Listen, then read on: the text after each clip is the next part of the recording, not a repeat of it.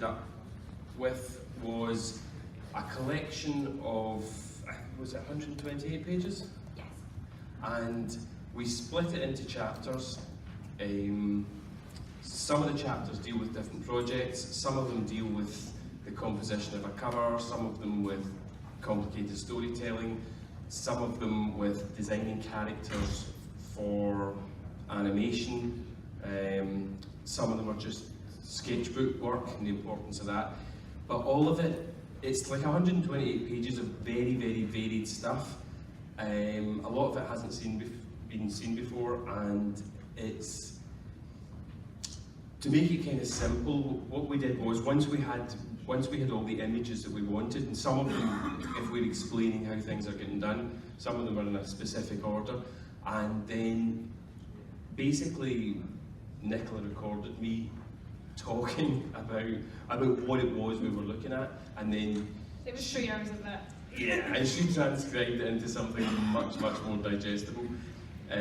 So it's kind of intended to be a book for anybody.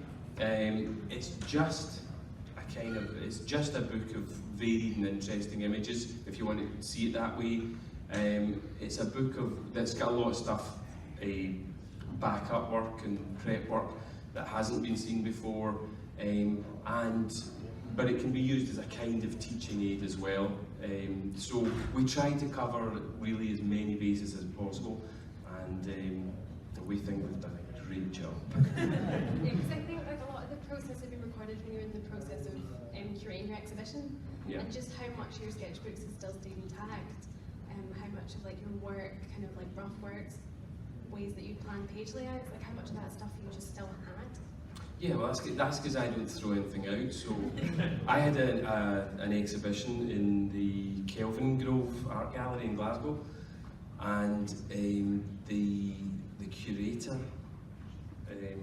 came to my studio to look through my archive, and my archive, the best of my archive was bundles of pages stuffed into FedEx boxes, which accounted for about a third of it, and then the rest of the pages were in bundles pushed into poly bags, some of which I think were... it's important to say that you had like All-Star Superman in like Tesco carrier bags, like Yeah, on the desk, like we had a heart attack.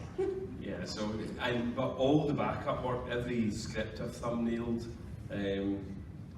everything's just rammed into bags, and this poor man had to spend the best part of a year, I think he spent, actually sorting all this stuff out. There was years and years ago, just when I was getting into comics, when I was doing underground comics in Glasgow,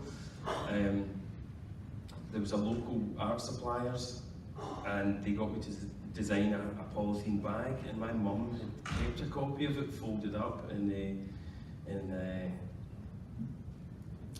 house, and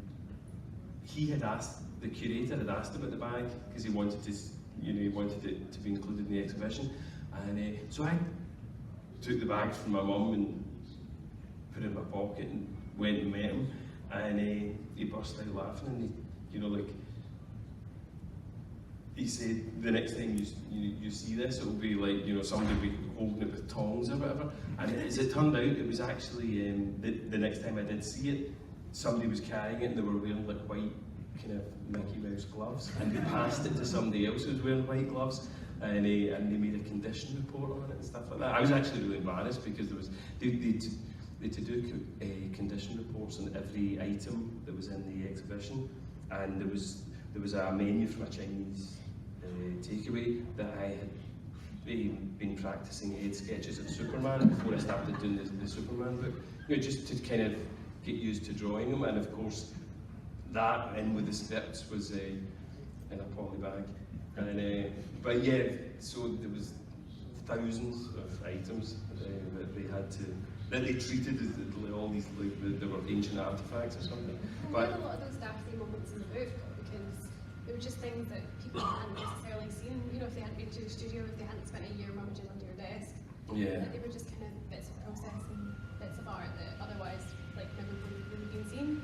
There's bits of that in the book as well. As I said, we have tried to cover as many bases as possible with the book and make it as accessible as possible, but also for people that want something a bit more in depth, to make it as informative as possible as well. So do feel free to check it out. Does anyone have any burning questions? I think we can wrap this up. Where can we pick it up? Is it here?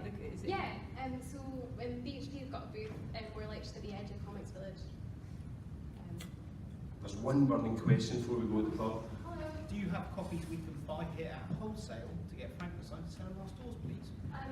My colleague with baseball cap right at the back of that room will be more than happy to help you with that.